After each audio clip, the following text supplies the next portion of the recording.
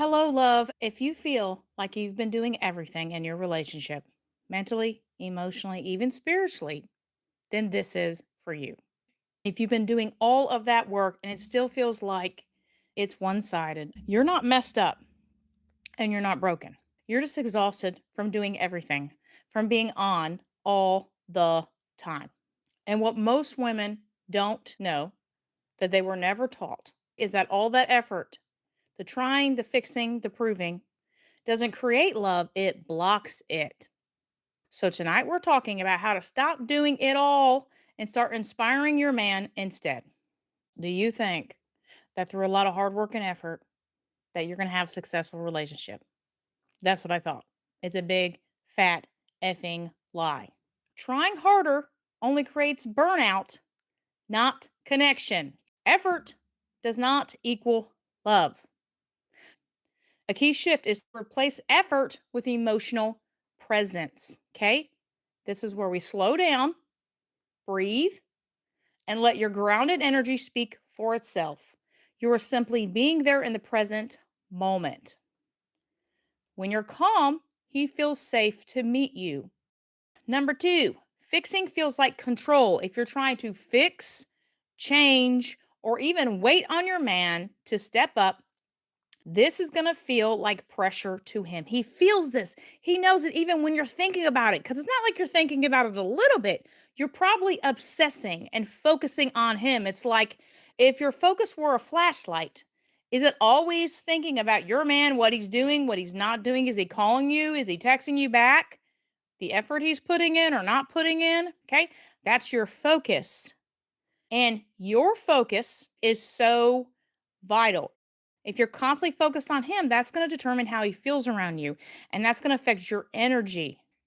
So when you're calm, he finally feels safe to meet you.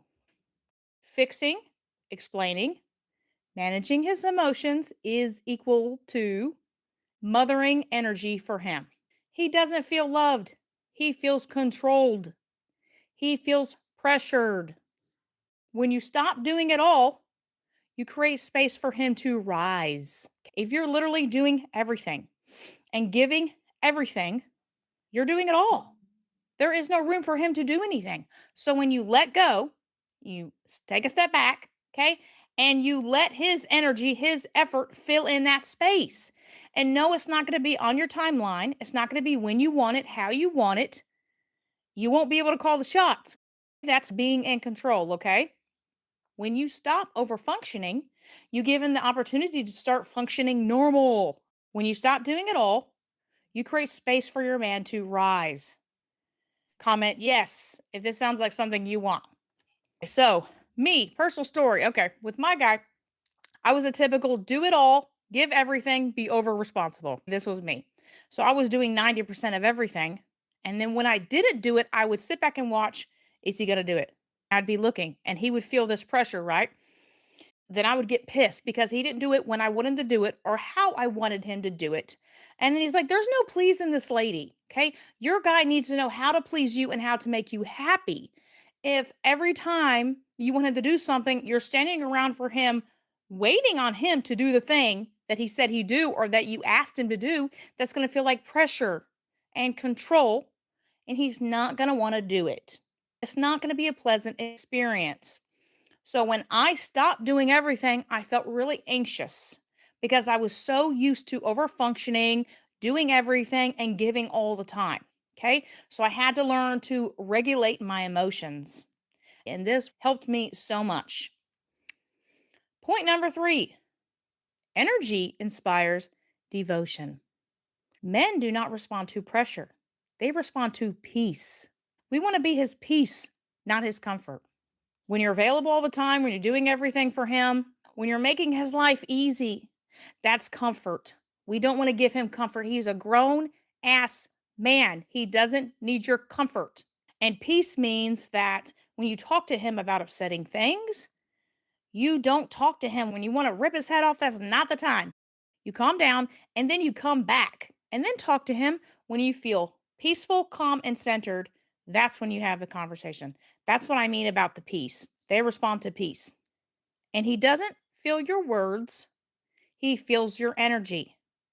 When was the last time you told your man that you wanted something, that something was important to you, and he just didn't seem to care? Hell, he would probably wasn't even listening, right?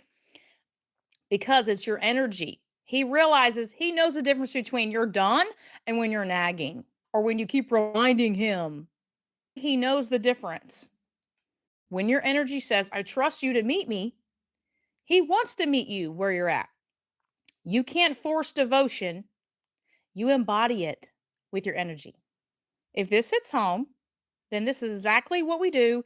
This is for the woman who's tired of being the strong one when you're ready to start feeling cherished again. You've been doing everything on your own for far too long. Now it's your turn to be spoiled, to be chosen, to be cherished, to be adored. Okay? Say yes if this sounds like something you want. And let me know your thoughts in the comments.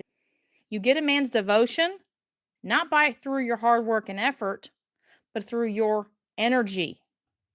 Here's a key shift that we need to slow down and ground ourselves in the present moment, okay? And say nothing. The most powerful magnetic thing you can do is say nothing. So, effort does not equal love. Fixing kills connection. And energy is what inspires devotion. It's all about your energy. It's all about becoming magnetic. So you can get the love, the cherishing, the adoration that you want. Because you shouldn't be doing everything, giving your everything in the relationship, and your guy's just coasting. And you feel like it's a one sided relationship. Love isn't supposed to feel like this. Love isn't supposed to feel like a 9 to 5 where you're exhausted and drained because you're doing it all, giving everything. Okay. There is a better and easier way. I promise you.